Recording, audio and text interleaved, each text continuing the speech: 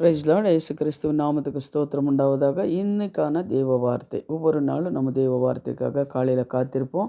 இன்றைக்கான தேவ வார்த்தை எரேமியா 1வது அதிகாரம் 19 வசனம் பாருங்க. அவர் உனக்கு விரோதமாக புறப்பட பண்ணுவார்கள், ஆனாலும் உன்னை மேற்கொள்ள மாட்டார்கள். உன்னை இரட்சிக்கும்படிக்கு நான் உன்னுடனேயே இருக்கின்றேன் என்று கர்த்தர் சொல்லுகிறார்.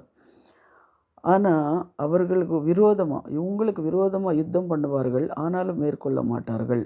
அதே போல் இஸ்ராவேல் ஜனங்களுக்கு விரோதமாக கோலியாத் என்ன பண்ணால் யுத்தம் பண்ணால், ஆனால் மேற்கொள்ள முடியாமல் போயிட்டான். ஏன்னா தாவீது என்ன பண்ணார், அவனை ஜெயித்தார் அப்படின்னு சொல்லி நம்ம பார்க்குறோம்.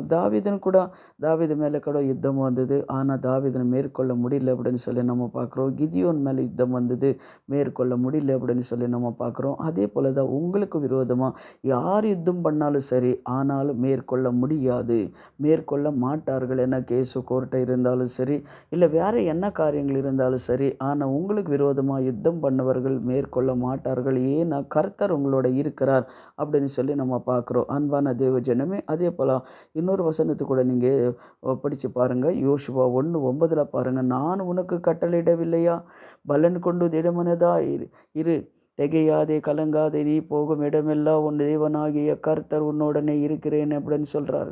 அப்போ பாருங்கள், ஆண்டவர் என்ன பண்ணார், யோசுவாவுக்கு எப்படி சொன்னாரோ அதே போல் தான் இந்த உலகத்தில் யுத்தங்கள், போராட்டங்கள், செத்துரு கொண்டு வந்தாலும் சரி, ஆண்டவருக்கு நம்ம கீழ்ப்படியும் போது, ஆண்டவர் நம்மளோட இருக்கும்போது யார் வந்தாலும் யுத்தத்தில் ஜெயிக்க முடியாது, மேற்கொள்ள முடியாது அப்படின்னு சொல்லி நம்மளுக்கு தெரியும் இல்லைங்களா? அதுபோல தான் உங்கள் வாழ்க்கையில் கூட யார் உங்களுக்கு விரோதமாக வந்தாலும் சரி, பிசாசு உங்களுக்கு விரோதமாக வந்தாலும் சரி, இல்லை பிசாசு ஜனங்களை மூலமாக தூண்டு விட்டாலும் சரி, ஆனாலும் அவங்க மேற்கொள்ள முடியாது.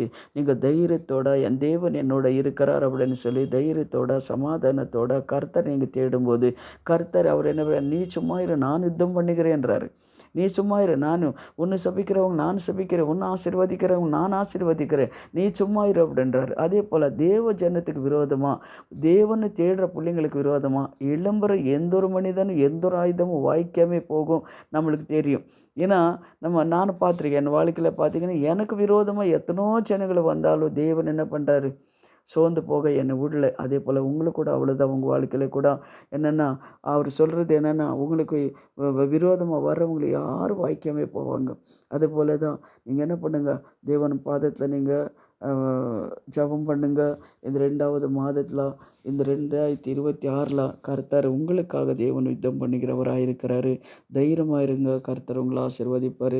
இன்னொரு வசனத்தை கூட நாம் பார்த்துடலாம். சங்கீதம் 129 2வது வசனம் பாருங்கள். என் சிறு வயது தொடங்கி அநேக தரம் என்னை நெருக்கியும் என்னை மேற்கொள்ளாமலே போனார் என்று யார் சொல்கிறாரு? தாவீது சொல்கிறாருங்க. என்னை சிறு வயதில் முதலும் அநேகர் வந்தாங்க, அவர் மேற்கொள்ள முடியாது. அதுபோல தான் உங்களுக்கு கூட அவ்வளோதான். என்னென்ன பாடுகள் வந்தாலும், கஷ்டங்கள் வந்தாலும் அது மேற்கொள்ள முடியாது. பிசாசு என்ன கஷ்டங்களை கொண்டு வந்தாலும் சரி, ஜனங்கள் மூலமாக என்ன காரியங்கள் வந்தாலும் சரி, மேற்கொள்ள முடியாது. தைரியமாக இருங்க, சமாதானம் இருங்க, கர்த்தர் உங்களை ஆசீர்வதிப்பார். இப்போ ஜெபிக்கலாம். பரலோக பிதாவே, சர்வ வல்லமுள்ள தேவனே, ஆமேன். கர்த்தாவே, நீர் கொடுத்த இந்த வாக்குத்தத்த வசனத்துப்படி தேவனே ஸ்தோத்திரம். கர்த்தாவே, எங்களுக்கு விரோதமாக எழும்புற எந்த ஒரு மனிதனும் எந்த ஒரு ஆயுதங்களும் வாய்க்காமே போக நீ சொல்லியிருக்கிறீங்க சுவாமி.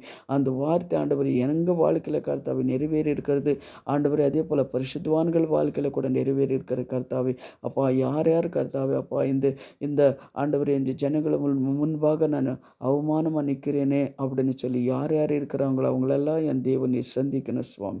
அவங்கள மேலே தேவாவும் கரம் இறங்கணும், உங்கள் அபிஷேகம் இறங்கணும், அவங்க தேவைகளெல்லாம் சந்திக்கணும் கர்த்தாவே. சத்துருக்களிலிருந்து விடுதலை கொடுக்கணும் அப்பா. ஸ்தோத்திரம். அவங்கள ஆசீர்வதிங்க. இயேசுவின் நாமத்தில் ஜெபிக்கிறோம் என் ஜீவனுள்ள நல்ல பிதாவே, ஆமேன். God bless you.